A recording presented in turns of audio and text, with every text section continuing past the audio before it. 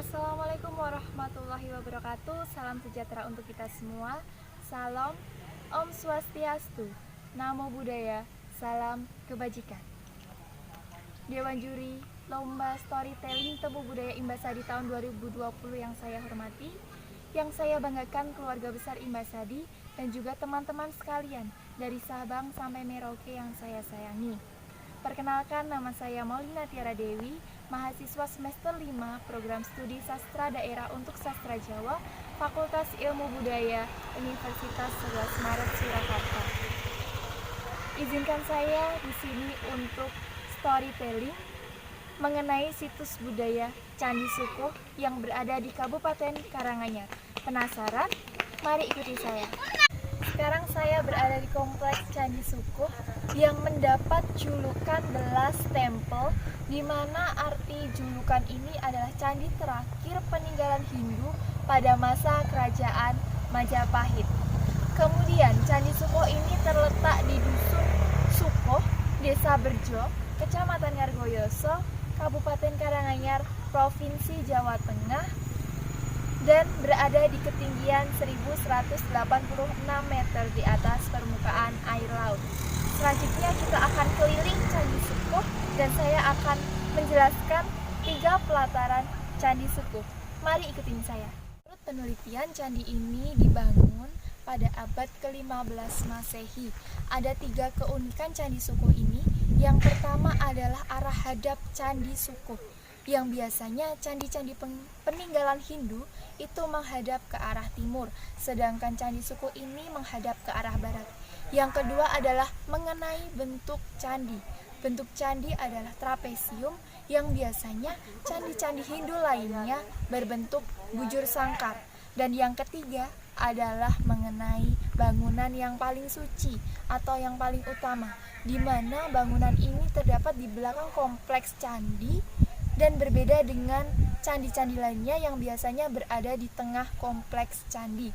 Hal ini menunjukkan bahwa pada masa pembangunan Candi Sukuh ini mengalami pemudaran Hinduisme dan dibuktikan dengan adanya kekuatan kebudayaan pada masa zaman Megalitikum.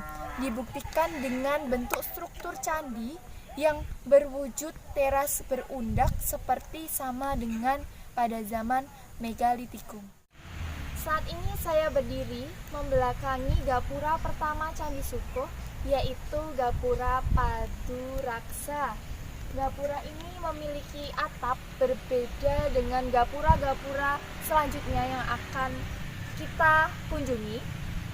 Dan di atas ini, di atas gapura terdapat pahatan kala yang berjanggut panjang. Kemudian di sekeliling gapura ini terdapat pahatan Garuda yang mencekram seekor ular, yang berartikan bahwa seseorang yang memiliki cita-cita harus melampauinya dan optimis supaya cita-cita itu dapat tercapai. Pahatan-pahatan yang berada di sekeliling gapura ini memiliki sengkalan angka tahun 1359 Saka atau dalam Masehi adalah 1437 Masehi. Sengkalan ini menandakan bahwa pada tahun tersebut Candi Sukuh dibangun. Kemudian di dalam gapura ini terdapat pahatan Lingga dan Yoni yang merupakan pralambang atau simbol dari alat kelamin manusia. Pahatan ini sangat berdekatan dan membuktikan dan menyadarkan bahwa kita sebagai manusia harus sadar bahwa penciptaan manusia tidak lepas dari 2 unsur tersebut, yaitu seorang laki-laki dan seorang perempuan.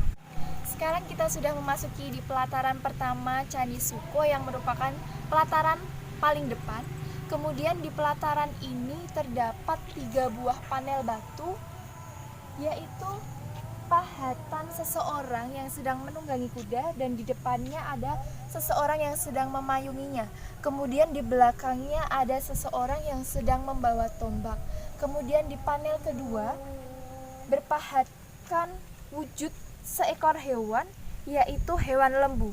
Dan yang ketiga adalah perwujudan seseorang yang sedang menunggangi gajah, di mana gajah ini merupakan suatu bentuk gambaran bahwa gajah ini adalah pralambang atau tanda atau lambang mengenai ilmu.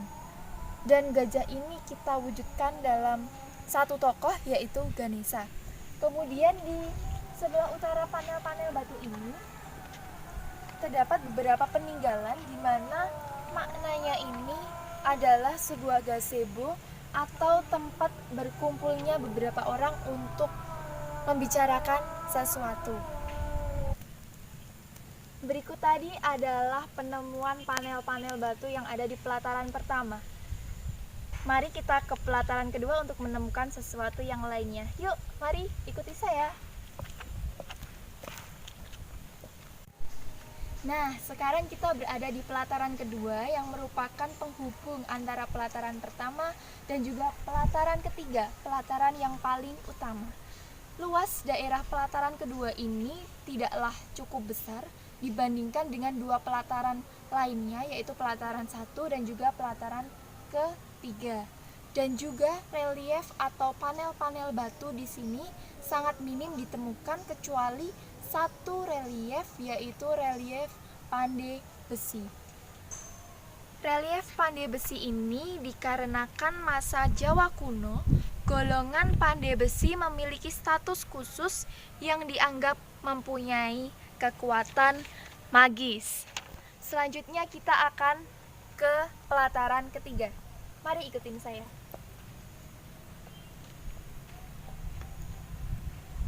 Sebelum kita memasuki pelataran ketiga, kita akan dijumpai oleh dua arca, yaitu arca dua rapal. Di sini arca bertekstur kaku dan kasar, tetapi wajah yang ditampilkan bukanlah sebuah wajah yang menakutkan, tetapi wajah yang terkesan lucu. Kemudian kita akan masuk ke pelataran ketiga. Dan ini terdapat gapura yang kondisinya sudah sangat memprihatinkan.